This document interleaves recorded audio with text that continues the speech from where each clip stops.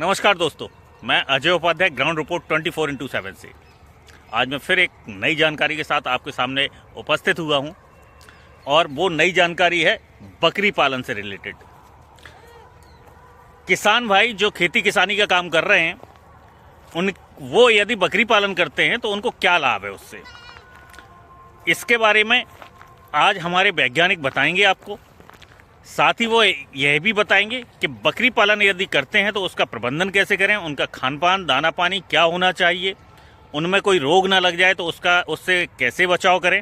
इन सभी बातों का जवाब देंगे राजमाता विजयराजे सिंधिया कृषि विश्वविद्यालय के वैज्ञानिक। आइए हम उनसे मिलते हैं। वीडियो को लाइक और सब्सक्राइब जरूर कर लें। यह वीडियो आपके लिए बहुत ही महत्वपूर्ण साबित हो सकता है, इसलिए इसे पूरा वीडियो देखें। आज हमारे साथ है डॉक्टर जितेंद्र सिंह राजपूत, राजमाता विजयराजे सिंधिया कृषि विश्वविद्यालय के ये वैज्ञानिक हैं। आपका स्वागत है हमारे ग्राउंड रिपोर्ट 24x7 चैनल पर। तो मैं बकरी पालन के बारे में थोड़ा सा जानना चाहूँगा कि किसानों को बकरी पालन क्यों करना चाहिए और इससे क्या लाभ उन्हें होगा। नमस्कार साथियों, मैं डॉक्टर जितेंद्र सिंह राजपूत पशुपालन वैज्ञानिक हूँ, कृषि विज्ञान केंद्र ग्वालियर में। बकरी पालन जैसा कि हम बताते हैं किसानों के लिए बहुत ज़्यादा लाभप्रद होता है, क्योंकि बकरी एक तो छोटे साइज़ की होती है, एक हमारे बेसिक रख रखाव में ही पालन किया जा सकता है। कम खान पान, जैसे हर तरह की पत्ती पेड़ पौधे जिनको खा के हमारा दूसरा जानवर जिन पत्तियों को निगलेक्ट करके छोड़ देता है, उन पत्तियों को भी ये खाती हैं। तो न खाने में इनके बहुत ज़्यादा प्रबंधन होता, न रख रखाव में बहुत ज़्यादा प्रबंधन की आवश्यकता होती है। इसलिए हमारे राष्ट्रपिता महात्मा गांधी जी ने इनको हम गरीबों की गाय भी कहा गया था। ये बहुत तेज़ी से बढ़ती हैं बकरियां, दो साल में 3 बार ब्याती हैं। इनका गर्भकाल जो है लगभग 5 महीने का रहता है। तो एक बार 5 महीने के गर्भकाल के बाद ब्याती है, 2 महीने का फिर रेस्ट पीरियड रहता है, लगभग 7 महीने में एक बार ब्याह जाती हैं। और नस्ल के हिसाब से जो छोटे साइज़ की नस्ल की बकरियां हैं, जैसे बर्बरी और ब्लैक बंगाल हैं, वो साल में 2 या 3 बच्चे तक देती हैं एक बार ब्याने में। और जो सिरोही और जमुनापरी बच्ची हैं, इनका एवरेज 1 या 2 साल में लगभग 2 साल में लगभग 3 बच्चों का इनका एवरेज प्रोडक्शन का आता है। तो तेज़ी से बढ़ती हैं। तो ये मीट के लिए मांस पर्पज़ से और दूध उत्पादन दोनों पर्पज़ से पाली जाती हैं। लेकिन अभी चलन में ज़्यादातर मांस के लिए, यानी कि संख्या तेज़ी से बढ़ती है और एक्स्ट्रा संख्या जितनी हो जाती है उसको सेल आउट करके ये लोग इनकम करते हैं किसान भाई।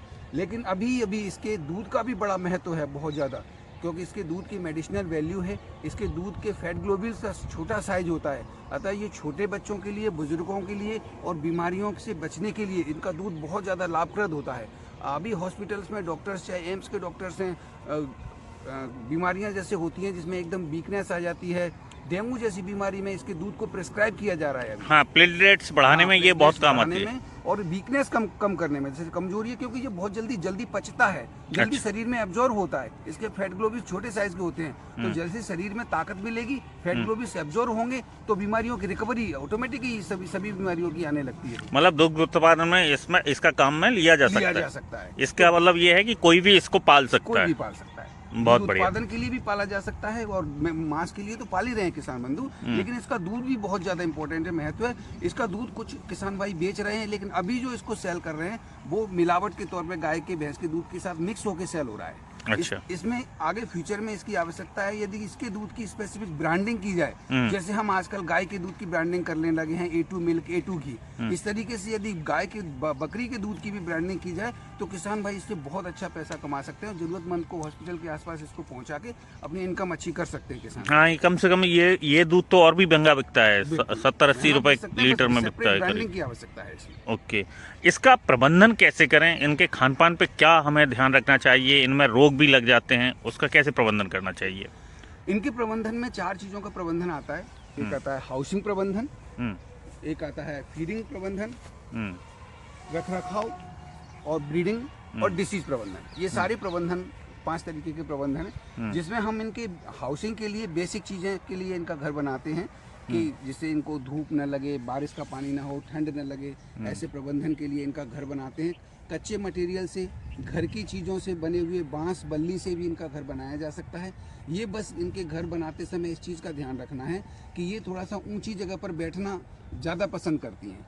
यानी ये घर के आसपास साइड में लकड़ी का एक फीट ऊंचा और 2.5 से 3 फीट साइड में मचान बना दिया जाए तो उस मचान पर बैठना ज़्यादा कंफर्टेबल तरीके से पसंद करती हैं, क्योंकि नीचे तो इनका जनरली इनका पेशाब है, जिनके प्रोडक्ट्स हैं वो गोबर और ये सब रहता है, वो तो खाद के रूप में उपयोग में लिया वो जाता है। खाद के रूप में उपयोग लेते हैं, पर वहाँ बैठना ये कंफर्टेबल पसंद नहीं करते ओके। हैं। इनकी जमीन में इनका हाउसिंग बनाते समय जमीन को कच्चा फर्श रखते हैं और कच्चे फर्श में लगातार 1 साल के बाद उसकी मिट्टी भी बदलते रहते हैं, तो कच्चा फर्श रखते हैं, साइड में मचान बनाते हैं। एक ग्रुप में 20 से 25 बकरियों तक कोई रखा जाता है। ग्रुप के लॉट के हिसाब से एक बकरी को 10 से 15 स्क्वायर फीट जगह चाहिए रहती है। और हाउसिंग में हम इनके एज के हिसाब से इनकी 0 से 3 महीने तक के बच्चों को एक अलग पार्टीशन करके रखते हैं, 3 महीने से 6 महीने तक के बच्चों को अलग पार्टीशन करके रखते हैं, 6 महीने से 12 महीने तक के बच्चों को अलग पार्टीशन करके रखते हैं।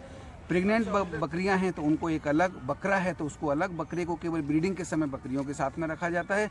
ये हाउसिंग प्रबंधन की बेसिक चीज़ें हैं जो मेन ध्यान रखने की चीज़ें हैं। और इनके खान पान पर?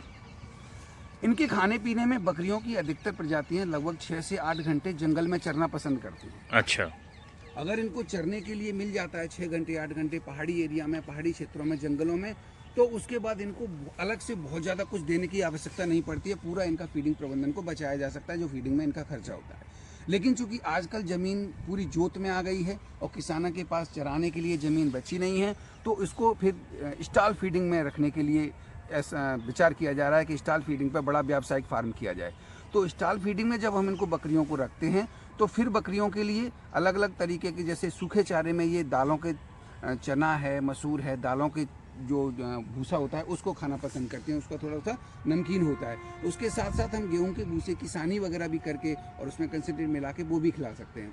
हरे चारे में हम इनको सीजन के हिसाब से बरसीम, लूसन या ज्वार चरी, मक्का चरी, नेपियर घास, ये चरी भी सब खिला सकते हैं।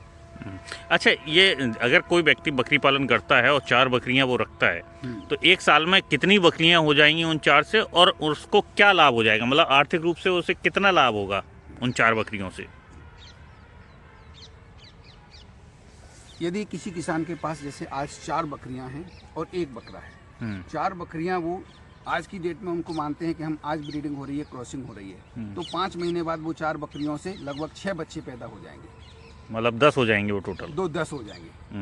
5 महीने बाद ब्याह जाएंगे, 10 हो जाएंगे। उसके बाद 2 महीने बाद, 7 महीने बाद वो चारों बकरी फिर से ज्ञापन हो जाएंगी और 14 महीने बाद 6 बच्चे फिर आ जाएंगे, तो वो लगभग 14 महीने बाद 16 हो जाएंगे। अरे वाह। 16 वो हो जाएंगी, तो जो 6 बच्चे रहेंगे वो छोटे रहेंगे और जो 6 बच्चे 5 महीने पहले पैदा हुए थे वो 7 महीने के हो जाएंगे। तो इस तरीके से उसके पास 16 बकरियां हो जाएंगी, लेकिन 1 साल में वो उन 16 बकरियों में से किसी भी बकरी को बेचने की स्थिति में नहीं रहेगा, क्योंकि वो बच्चे भी अभी किड हैं, 6-7 महीने वाले भी बच्चे किड हैं और जो नए पैदा हुए हैं वो भी अभी किड हैं। लेकिन इसकी इनकम दूसरे साल से आना शुरू होती है। जैसे ही बकरी वो तीसरी लॉट में फिर से गाभन होती है और जो तीसरे 1 साल के बाद जो बच्चे 5-7 महीने के थे, 6 महीने बाद वो जैसे ही 1 साल के होने लगते हैं, एडल्ट होने लगते हैं, मैच्योर होने लगते हैं, तो उसमें से हम एक्स्ट्रा बकरे और एक्स्ट्रा बकरियों को सेल आउट करके उतनी इनकम कर सकते हैं। और बाकी जो कुछ बकरियों को हम आगे ग्रोथ के लिए, यानी कि 4 बकरियां तो 4 बकरियों से 6 बकरियां या 8 बकरियां हम उनको अगले साल के लिए बढ़ाएं ताकि 8 से और प्रोडक्शन बढ़े। तो इस तरीके से वो लगातार हर साल बढ़ता जाएगी, इनकम भी बढ़ती जाएगी, प्रोडक्शन भी बढ़ता जाएगा। एक बकरी कितने की बिकती है या वो कितना दूध उत्पादन दे देती है? एक बकरी वजन के हिसाब से एवरेज किसानों के यहाँ 8,000 से लेके 15,000 तक की बकरी बिकती है। अच्छा। 8,000 से 15,000 तक। अगर महीने में कोई साल में कोई 10 बकरियां बेच लेता है तो 1.5 लाख रुपए की इनकम कर लेता है। 100%। इसके साथ साथ बकरा तो और महंगा बिकता है, क्योंकि बकरे का वजन और ज्यादा हो जाता है। बकरियां वजन में 30-35 किलो तक की हो पाती हैं। बकरे को अगर अच्छी खिलाई पिलाई की जाए तो बकरे 70-80 किलो तक के हो जाते हैं और उन बकरों की कीमत 25,000 से लेके 1-1 लाख तक होती है। मिनिमम है 25,000 तक का बकरा अगर अच्छा है, 60-70 किलो का बकरा। मतलब 4 बकरियों से अगले 2 साल में वो पर मंथ 40 से 50,000 रुपए की इनकम करने लगेगा। 4 बकरियों से नहीं कर पाएगी, पर मंथ नहीं निकलेगा। अगले 2 साल बाद? हाँ, अगले 2 साल बाद जितना बढ़ाता जाएगा उस हिसाब से, उसी रेशो में उसकी इनकम बढ़ती चली जाएगी। ओके, ठीक है।